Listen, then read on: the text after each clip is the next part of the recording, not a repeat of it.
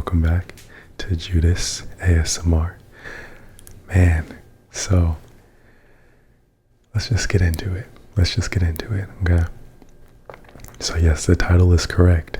I had 3 new cars in the span of 1 week. But it's not as cool as it sounds, I promise.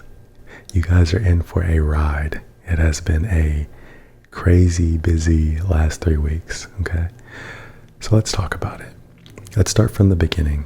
So I had this vehicle that I'm about to talk about is not included in the 3 vehicles. So for the last year or so, I had been driving a 2018 Silverado, okay? It's a pretty nice little truck. It had a V8 engine, pretty cool. Had that for about a year. And I bought it because at the time I was still in the military. So I was doing a lot of traveling. I needed a lot of space to, pack things up. I was moving between places a lot because of, I would go on a military trip, then I would need somewhere to stay for a little bit when I came back home. Then I would go again. So I had a lot of different roommates at this time. And so it was just more efficient to just have a truck, something that when I moved from place to place or when I was traveling, I could kind of just throw everything in the truck bed, right? So yeah, it was great. It served its purpose. It was a very efficient vehicle. If you're a person who moves around a lot, who travels a lot. But I've said it in an older video, but I'm officially done with the military as of November 15th. So yeah, I'm done. I'm done with that. So I was kind of thinking, okay, maybe trade it in, get something different, get something that is a little bit, it still fits my lifestyle a little bit, but it doesn't need to be as big as a truck, right? Before the truck, I owned like a lot of smaller vehicles like sedans, Mustangs, coupes. And so I feel like the perfect vehicle for my life is something right in the middle, right? Like not as big as a truck, but not as small as like the coupes and the sedans. So I decided I want, SUV, right? That's the perfect middle. I normally wouldn't be like an SUV person, but it seemed like it would fit my lifestyle.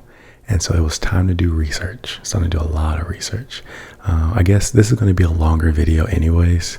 So I guess I can just throw in some tips and tricks too. Something that I like to do is I like to know exactly the vehicle that I want before I even go to the dealership, okay? Because here's what's going to happen. You go to the dealership and you say, oh, I don't know what I want. Show me some things. What they're going to do is they're going to show you the things that they want to get rid of, right? They're not going to show you the best vehicle. They're going to show you the vehicle that's going to make them the most money, or the vehicle that they're trying to get off the lot. It's been there for 30 days and they want to get rid of it, right? So I think it's always better to know what you want going in. The best way to do this is to do your research, right? Like find 4 or 5 things, the things that you care about, and then find things that like actually matter, right? So I'll give you an example of what my process was. The things that I care about. I really want a sunroof. I don't know why. I never actually open it. I just like opening the thing. You know what I'm talking about. I like opening the thingy. The cover, not the actual sunroof itself, but just the cover.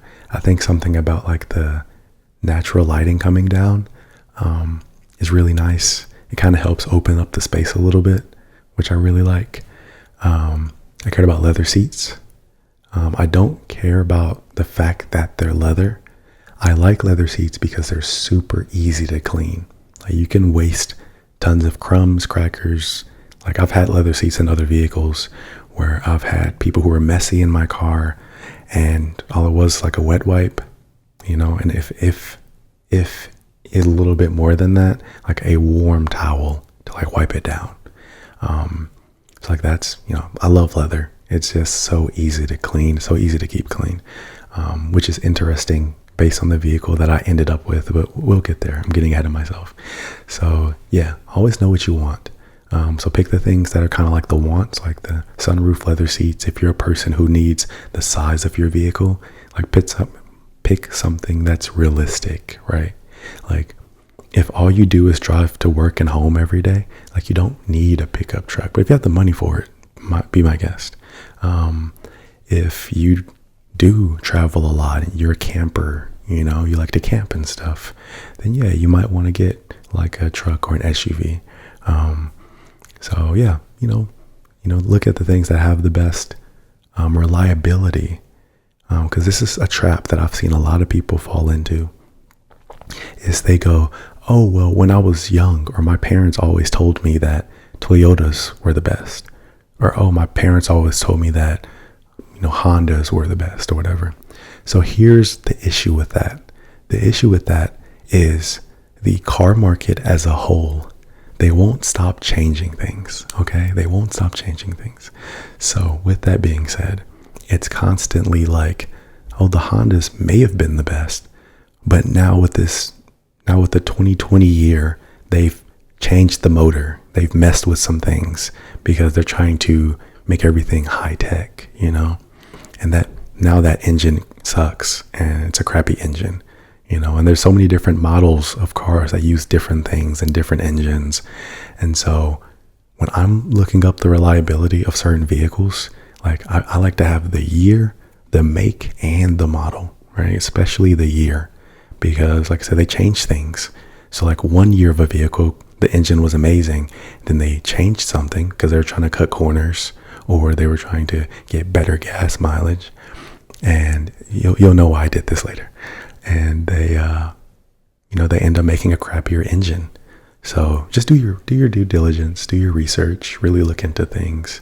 Don't just go with what's always been like the narrative, because things change. You never know. So, so let's go on to the story. So I decided to go with a Mazda 2025 CX-5. Okay, the CX-5 is their mid-size SUV. Nothing too big. It's pretty compact, honestly. And it was black. Yeah, it was a black Mazda CX-5. It had like 16,000 miles on it.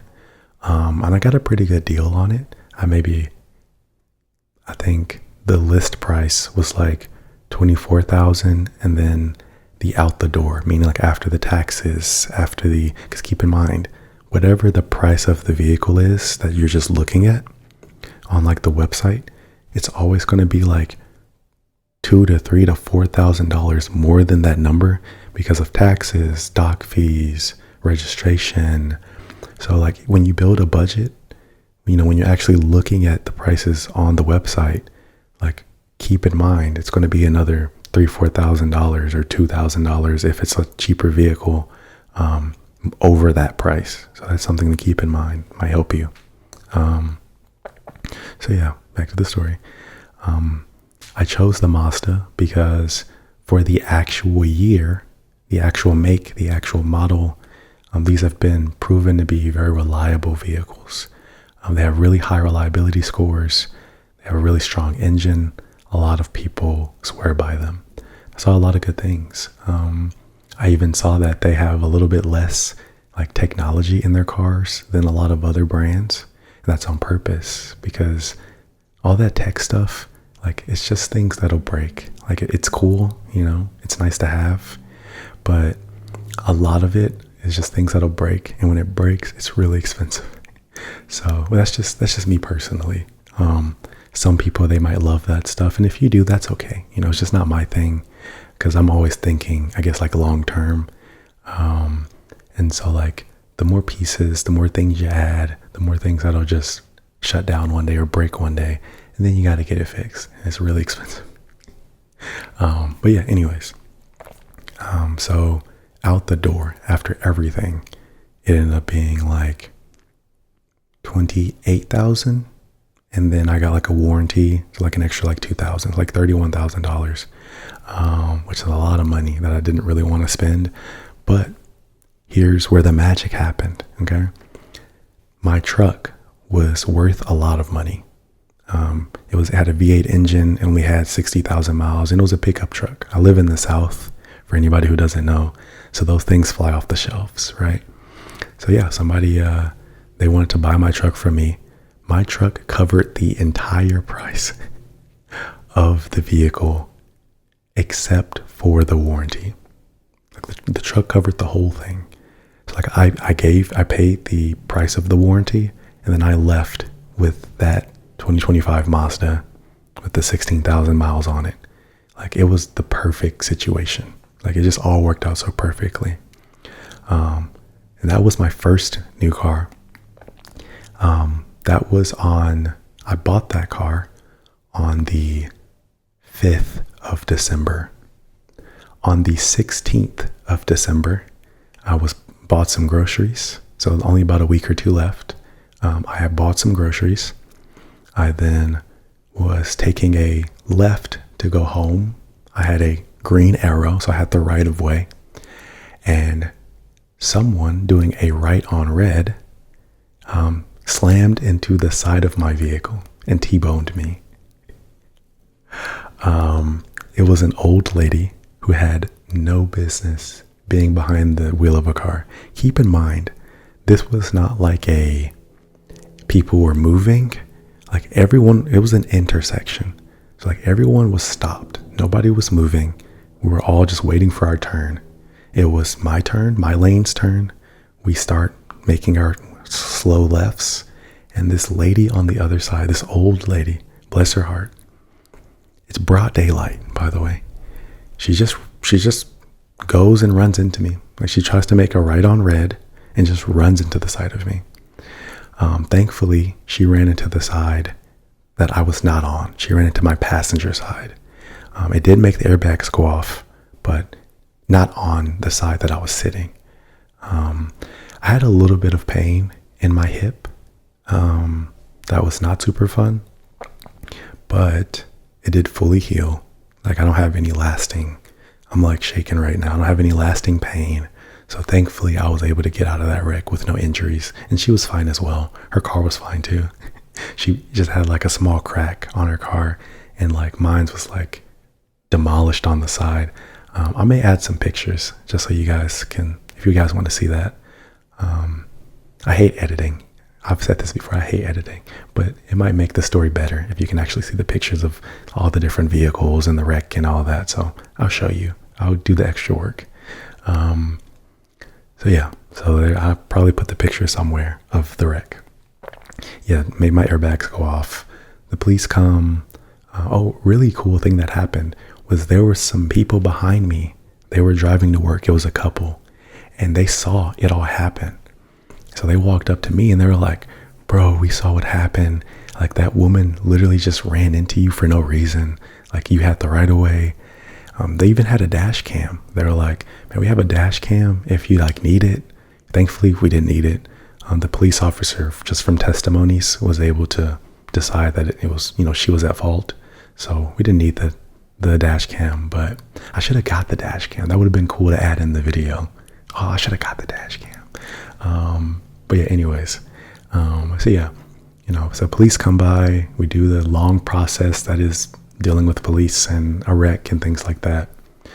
I then get a tow truck, get that towed over to, cause I was right down the street from where I lived.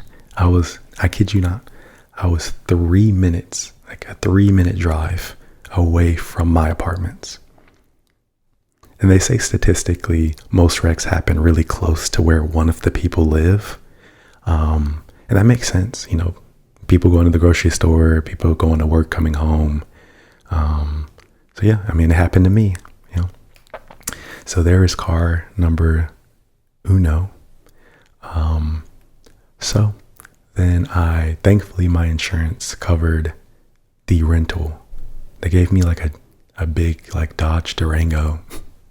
I don't think I have a picture of it, but it was just a rental car, so whatever. That's not counting towards the total of all the cars that I had.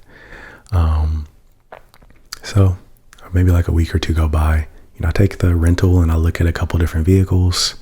I take a look at like the car lot that I got the first one from, because they had a couple more, but they had a lot more miles, I was really looking for something low mileage because I've always only ever bought really like high mileage cars. And that obviously means that I can only keep them for like a year or two and then get rid of them before things start breaking on them, just because I just never had the money, But I think, after being in the military for so long and really saving money and being smart with my finances, I would like to have, a vehicle that I can keep for a long term and constantly not have to switch around and get new vehicles all the time, So yeah, I, looked at a couple different things. Then I get a call. They let me know how much they're going to give me for my vehicle. I'm not going to shout them out because they're not paying me to do that. I'm with an insurance company, and they were going to give me $27,000 for the car, but minus my deductible. So 26. They gave me like 26.5, which isn't bad. Because like I said, without the warranty, which I am getting refunded, the first one was only 29,000, like after taxes and everything, like minus the warranty. It's like 29,000. So, I definitely lost some money, but, I didn't get too far under. I only had the car for like 2 weeks. So there's no reason that it should have depreciated like $10,000 or anything, unless I got a bad deal, right? That would be the only time that may happen, because that does happen. Like, guys, check Kelley Blue Book. Check Kelley Blue Book. It'll tell you how much your car is worth, like a reasonable amount to give you a range. Kelley Blue Book will also tell you how much other cars are worth, like if you want to buy a vehicle. And it's like a great way to see like fair numbers, like not, numbers that are going to like help you, but numbers that'll help you make sure, you're getting a fair deal at the very least, right? So Kelley Blue Book or any other site like that, right? They're not sponsoring me either, but it's a good site, so it doesn't matter. So yeah, they gave me a pretty decent amount. I was pretty happy with it. Could have been worse, right? So it was what it was. And so I knew exactly how much money I was getting back, exactly how much money, I was getting the warranty money back. So it's time to kind of really dig in and try to figure it out, because my insurance decided that because my car was a total loss and because they were about to give me the money for it, that they were going to take my rental car back. Here's the issue with that. So because I bought it so recently, I didn't have the title yet. Usually that takes 30 days for it to get mailed to you. And I only had the car for like 2 weeks. So like having it crashed, I didn't have access to the title yet. So like they want the rental car back, but I couldn't even get the money yet because I was still waiting on the title. It's like I would have just been without a car, like no money to buy anything. And so I had to sadly decide to get into take a loan. But I would, once I got the money for my car, then I can immediately put that towards the loan and knock that down. Right. So I was like, okay, well, I got to find something because they're going to take my rental car away and I'm going to be without a car. And that's going to make this process, I'm a little hungry, my bad. That's going to make this process really difficult to find a car if I don't have one to go look at them. You know what I mean? So I go to a couple different places. I'm kind of rushing a little bit rushing. And there's some junkers. I wanted another Mazda, right? And I feel like some people tried to sell me some crap vehicles. And they all drove really bad. And I was like, yeah, I'm okay, never mind. And then I decided I'll just go to Mazda themselves, right? I'll just go see what Mazda has. I did not know that Mazda does the whole no haggle pricing. But the reason they do the no haggle pricing is because they do take really big chunks off of, the MSRP for these vehicles. So the first vehicle that I looked at from them was another 2025. It had 5,000 miles, so it was a little bit more expensive. I think it was 30 I think it was 30,000, I think. Out the door after taxes and everything, it would have been 35,000. And so, yeah, so I test drove that one. And I noticed something was weird, but I didn't think much about it. And I came back and we finished the deal. Cause like I said, I needed a car. I had like 2 more days with the rental before they're going to take it away. But then I get home and I started driving it around a little bit and I go, wait a second, something feels really wrong, right? Like really wrong. And I realize that this Mazda has the auto stop start, like where you're at like a stoplight and the car shuts off and then cuts back on when you drive. And it had cylinder deactivation. So, fun lesson on cylinder deactivation. It is literally a system. So the average car has 4 cylinders, right? It's literally a system that while you are driving, the system will decide when it wants to cut off half of your cylinders. This obviously cuts half of the power of your vehicle, okay? It feels gross. It sucks. Like when I test drove it, we were like on highway, we were on like a lot of long streets. And so I guess maybe I didn't notice it as much, but once I actually got it and we finished the deal and I did some like street driving and a lot of like in and out of traffic and stuff, like you feel it so much more and it feels so bad. Like if you guys have ever had like a rental car, or maybe you've ever drove like a friend's car or something or whatever, or maybe your car, if you ever feel like when you press down on the gas pedal, there's like a delay, like there's like a delayed reaction of when your car actually decides to go, you know? Like it almost feels like something's like wrong with the car, like something's wrong with like the transmission or something. You might have been in a vehicle with cylinder deactivation. It's also a system that's supposed to save gas, but it doesn't even save that much gas. And then it puts more wear and tear on your engine. If it breaks, that's something you have to pay for. It's just a big mess. It's just a big mess. You know, so me personally, do not want a car with cylinder deactivation because it feels bad, because mechanically it lowers the life expectancy of the car. I just don't want anything to do with it. There might be some of them that, you know, they do last 200,000 miles and they don't break. But, you know, I'm spending so much money on a car that like, I don't want to risk that. You know, I don't want to risk those numbers on something I'm spending so much money on, you know? So I decided that I was going to take it back. They have a full refund policy as long as you go in before 3 days has passed. And it was still the same day. So I hopped in it. I drove back to the Mazda dealership. I then walk in and I'm like, hey guys, I got to tell you something. I'm sorry for this. They're like, what's wrong? I was like, I don't think I want this car. And I felt so bad. I felt really bad. But at the same time, this is my like thought process to you guys and just on this thing entirely. If you are spending your hard-earned money on something, like as long as it's within reason, you know, you're not waiting 3 months and then trying to bring the thing back. You know, it's like within a few days or it's within the refund policy. If you've bought something and you're having buyer's remorse and you're still within the refund time length, like take it back. Just take it back. Like, yeah, it might feel a little bad, but just take it back. Just be respectful, be nice, you know, be kind. But yeah, things cost so much these days. Like everything costs so much money. Like it's just hard just surviving right now in the economy. So if I ever buy something that I'm not fully happy with, that I spent a lot of money on, I'm taking it back.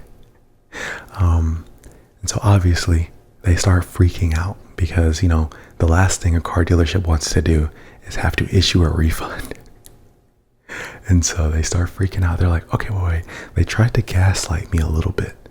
They were like, oh, are you sure? Like, are you sure you can feel it? And I'm like, yeah, I can feel it. Because the lie that a lot of dealerships, a lot of car manufacturers try to sell you is that, oh, it's subtle. Like you can't really tell when it's cutting the cylinders or when it's doing these things, right?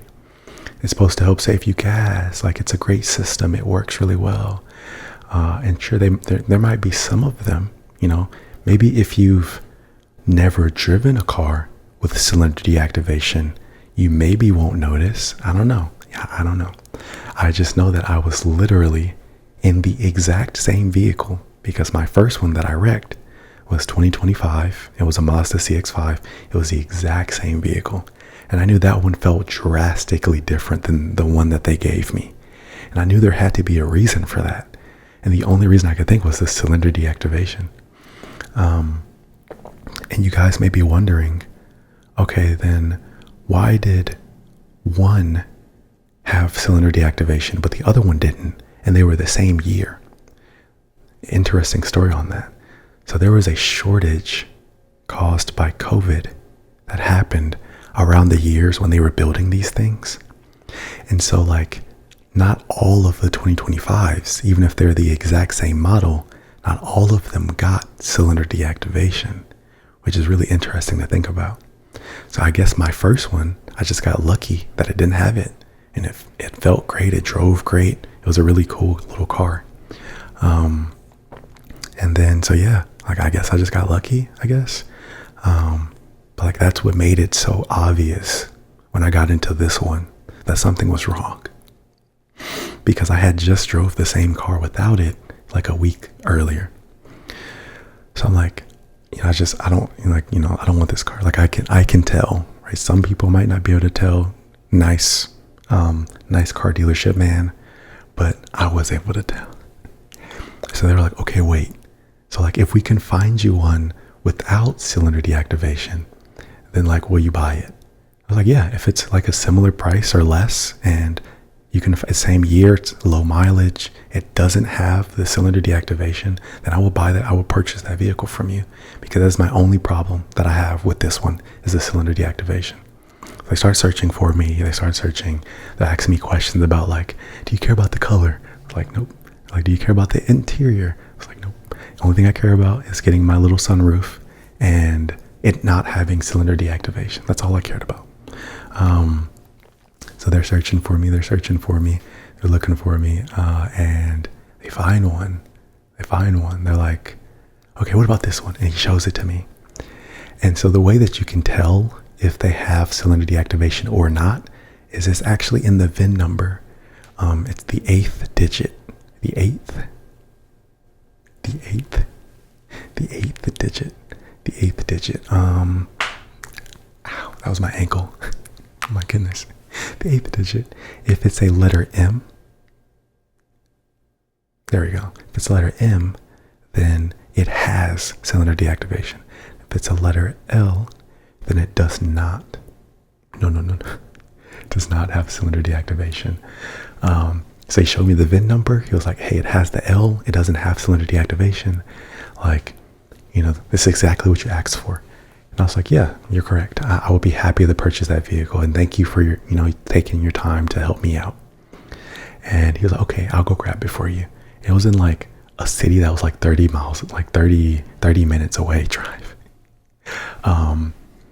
But they were, like I said, it was between this or doing a full refund on a vehicle that they sold. And they gain a lot more by going to get that vehicle. So yeah, I was very like I said, I was still apologetic. I still felt bad because I kind of made the situation a lot more difficult.